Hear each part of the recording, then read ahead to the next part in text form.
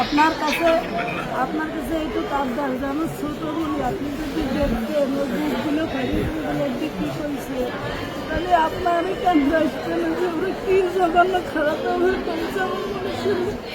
আপনার কাছে এইটুকু অনুরোধ যে আমার শাস্তি তো দেবেনি আর আমার দিকে মনে ক্ষতি করেছে ওরা একটু আপনার কাছে আবদার চাইও একটু বিচার দিলাম আমি। আমাদের অবস্থান থেকে আমরা চেষ্টা করবো যাতে আসিয়া ন্যায় বিচার সেই প্রতিষ্ঠা থাকবে। আপনি চিন্তা করবেন না, আসিয়ার চিকিৎসার জন্য যা কিছু প্রয়োজন আপনি যদি কিছু মনে করেন আমাদেরকে জানাবেন, ঠিক আছে? এতে নিয়ে টেনশন করবেন না।